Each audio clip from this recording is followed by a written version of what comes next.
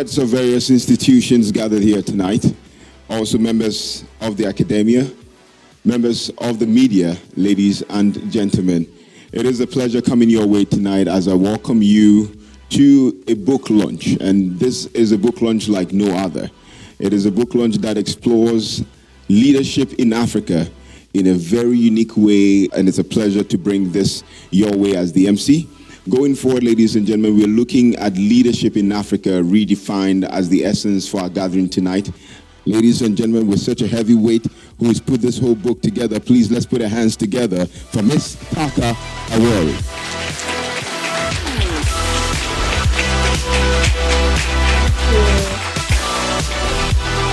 Thank you very much, actually. 3 key reasons I wrote this book.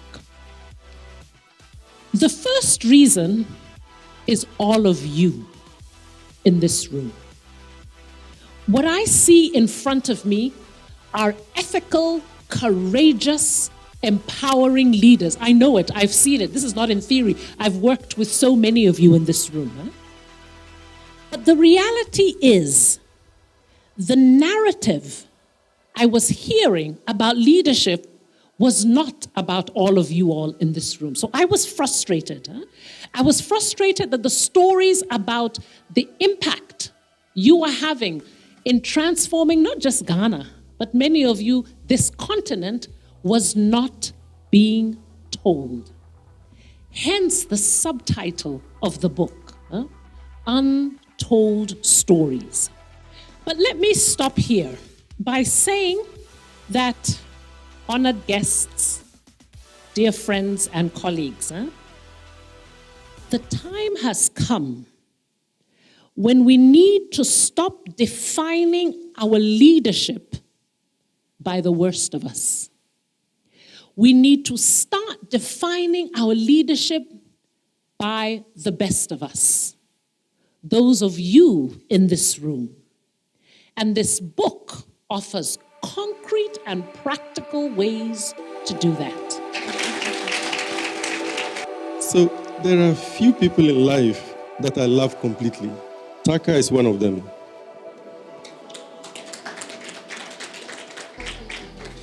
And that is why, without thinking, I said yes to doing the review of a book today. To be honest, there are other reasons I accepted to do this. After knowing and working with Taaka for a few years short of 2 decades, I was certain that her output, as always, will be no less than excellent. Excellent not because she strives fretfully to be excellent, but because it comes almost naturally. Millions of Africans today are marginalized, excluded, and denied various rights because of their gender, ethnicity, disability, language, religion, and sexuality. This book is about the leadership Africa needs to unlock the potential of its people. Not just some of the people, not just the privileged few, but all its people. For that to happen, we will need inclusive leadership. This is leadership that creates communities, spaces, and organizations that reflect the diversity of our societies and where there is equal opportunity for all people. This means many managers will need to learn what it means to be an inclusive leader urgently. And the final quotation. The first step in becoming an inclusive leader is to pay attention. Pay attention to your privilege and pay attention to who is not privileged. Privilege is an interesting thing. It makes us blind to those who are less privileged. Makes us feel more worthy than others. It makes us feel entitled to that privilege, to what privilege provided us. Page 225. I thank you for your attention.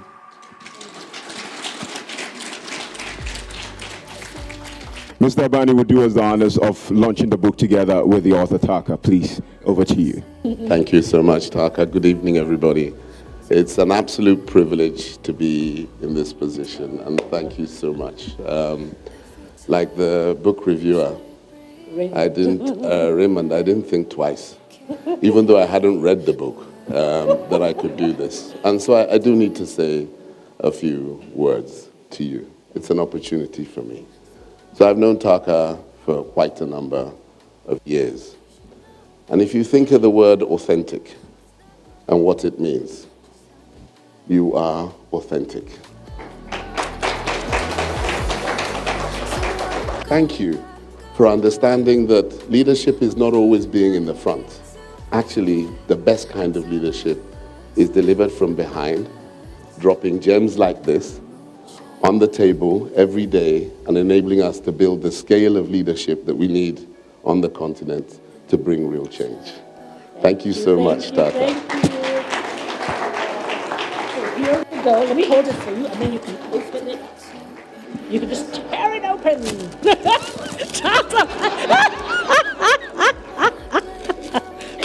I feel like a school child. Yes. Getting a present. And maybe I did show a preview of That's the book, all but right. here you go. Formally launched. Consider the book formally launched. Consider this book formally launched, and I have now had a chance to look at it. It has my full personal endorsement, and I would say that it should have the leadership endorsement of all of you, and let this book go far and wide and really help to influence that whole process. Congratulations. And thank you again. Thank you. She can take it from me. Ladies and gentlemen, please, now we move straight to a panel discussion where we now look at the book, but also the personalities that were involved in the collection of these untold stories that have come to shape up the book that is going to redefine leadership in Africa. Please, Taaka, would you take your seat there as the lead on the panel? Please take your seat right there for me. So as a former Ghana Commissioner of Straj, you sometimes had to stand alone for your values and for a higher purpose that you were trying to achieve. My question to you is this: what would you say to a leader who is afraid of the consequences and fallout of leading change? It's really a pleasure and a privilege for me to be part of this event. And also, I feel extremely humbled that you have included me in your book, because I never felt that I deserve to be considered, one of your choices as leaders. But anyway, to answer your question, I think a lot depends on one's upbringing. If you are going to stand for what you believe in, and you are going to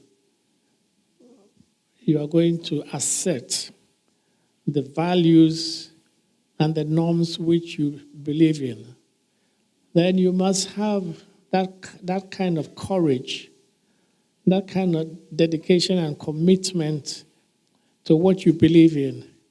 And so no matter what obstacle comes in your way, I believe that you have to be able to stand for what you believe in and the values that you stand for.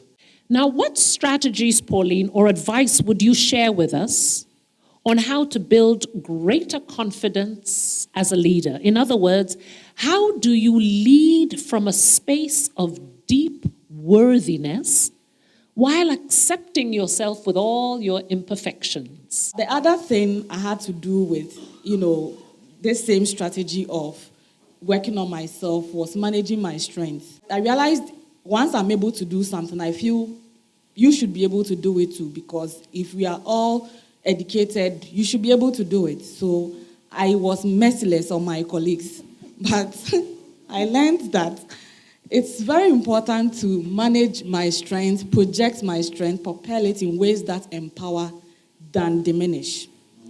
I was diminishing them. I now had to empower them with my strength. I don't know how I did it, but some way, somehow, I had to learn to be humble, listen to their perspective, share my perspective, find ways and means of correcting them in ways that do not offend. And sometimes I had to do the practice in the night for the morning. It wasn't easy. So that is the second strategy. As a journalist, you see so many leaders who claim one thing but do another. What would you say to young leaders who see that those who live without integrity are actually succeeding? They're getting bigger jobs, bigger cars, bigger salaries, and they wonder, why should I live according to the values?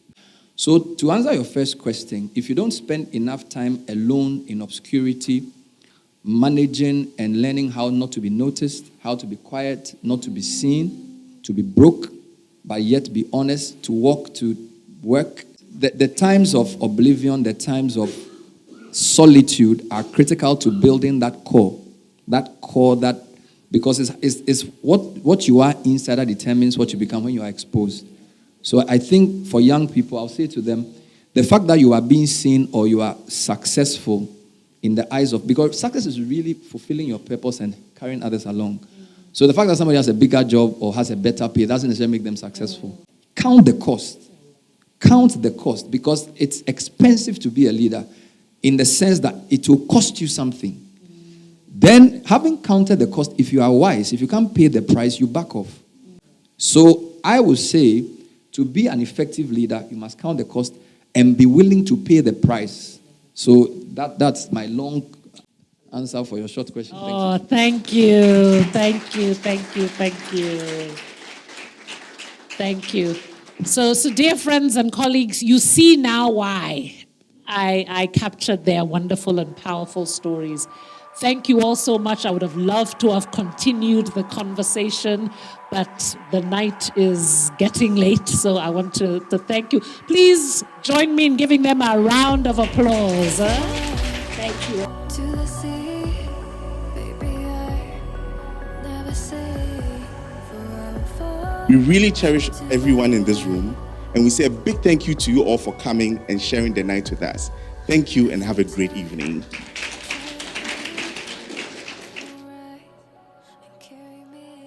Hello, good evening. My name is Esther Amma. I'm the CEO of the Alma Institute of Emotional Justice. I'm so blessed to say that Taaka Awori is my sister, my dear friend. We have sat down and done what I call lunches and leadership. She's both an inspiration and a dear, dear sister friend. I think this book is crucial for the future of Africa and centralizing a redefinition of leadership from an extraordinary African woman as an example of who we can become, who we can be, and how our leadership needs to take account of Taaka's holy grail, leading self, leading others, and leading in bigger spaces. It's my total honor to be here. Congratulations, Taaka. Leadership Redefined in Africa, Untold Story, is a must-have, must-keep, must-read, must-teach book. Thank you.